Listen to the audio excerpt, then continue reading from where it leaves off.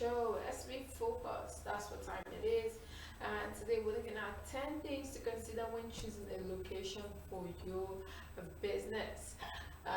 Before you start shopping for business space, it's important that you have a clear picture of what you must have or what you'd like to have, and as well as what you absolutely won't tolerate when it comes to getting the ideal space for your business. Because developing that mental imagery can be a time consuming process, especially if you're that indecisive person like my humble self.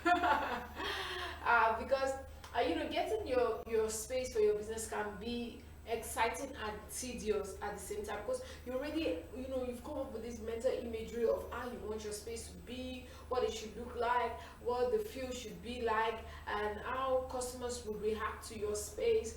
But however, it's essential that you give that a space the attention it deserves, because a lot of startups make mistakes, which of course can always be corrected, by making poor choice of location, which to me it is possible to repair, not impossible.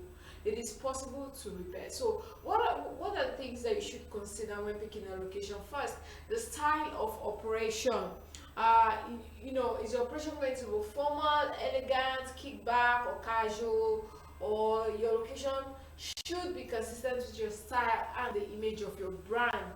So if your business is retailing, you would want a normal traditional store, or would you like to try operating for maybe a kiosk, a booth, or just maybe a little space at the mall, or from a cart till you can move to a permanent location? So check out your style of operation. What style would you like to incorporate into your business? Then demographics is key as well, because there are important angles to the issue of demography as well. Because first, you'd like to consider who your customers are, how important their proximity to your location is very very important, because for a retailer and some service provider, it is critical to take your demographic very very seriously as well. Even whatever business you're doing, demography is key, because the demographic profile of your target market will help you make a smart decision about the kind of space you would want to rent. And then look at the community where you're located. If your customer base is local, or does sufficient percentage of that population match your customer profile to support your business.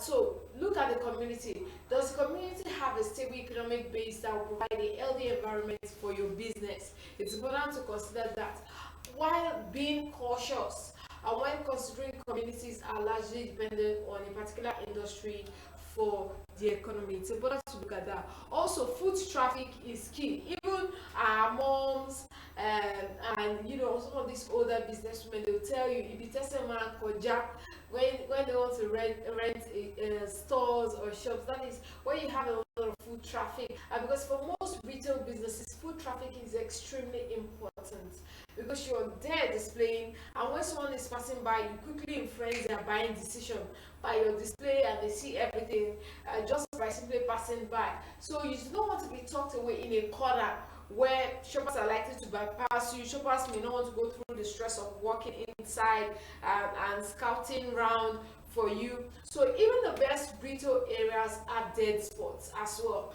They have dead spots. Even when you go to Junta, they still have some places that are dead spots. That's why you see some of these boys outside trying to lure customers back into the store. So it's important that you monitor traffic outside a potential location at different times of the day, on different days of the week, to make sure the volume of pedestrian traffic meets your needs as well.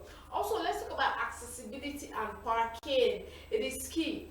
Unfortunately, here in Lagos, most businesses do not have parking space, but still they make sales. But if you offer a set type of business that would require people to have space to park, it's important. For example, maybe you own a mechanic shop, workshop, or you own a car wash, and or you want to make parking super easy for customers, because it will help them access your facilities and your services quite easier as well. But if you're on a busy street, and you find it difficult for cars to park, and or you may want to employ the service of security guard. Then look at the competition. Do you have your competitors located nearby? Sometimes it can be good for your business. Yes, because it helps you compare prices. Also, you may also catch the overflow from existing businesses, particularly if you're located in a restaurant or entertainment area.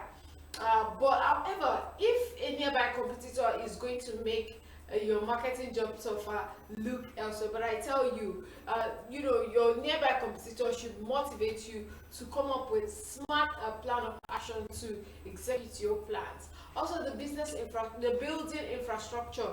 Many older buildings don't have the necessary infrastructure to support high-tech needs of contemporary operations. So, it's important to make sure the building has adequate electrical, air conditioning, and telecommunication services to meet your future needs, because it's a good idea to hire an independent engineer to check that for you as well, so in order to be objective about your situation. Then look at utilities and other costs, and that's one of the major mistakes that a lot of SMEs make. They do not compare utilities and other costs, because you're just swayed by all the beautiful features that are there. But have you thought of the future of your business and see, moving forward, will I be able to still continue to be paid for all this utility? Because rent composes the major portion of your ongoing facilities experience.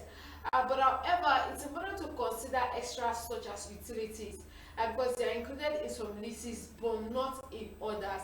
That's where it is tricky as well. But if they are not included, ask the utility company for a summary of the previous year's usage and billings for the site. And it's important to also find out the kind of security deposits the various utility providers require, so you can develop an accurate budget in order to be able to cover for most of these things. However, you may not need a deposit if you have an established payment record with the company. So let's incorporate some of these things. So here are some of useful tips that could help you search for that perfect space for your business. More to come for you at 3 p.m. Mr. Charles will join me here in the studio, where he will take the stock market report for today, followed by investor education series, and we'll continue our conversation on cybercrime.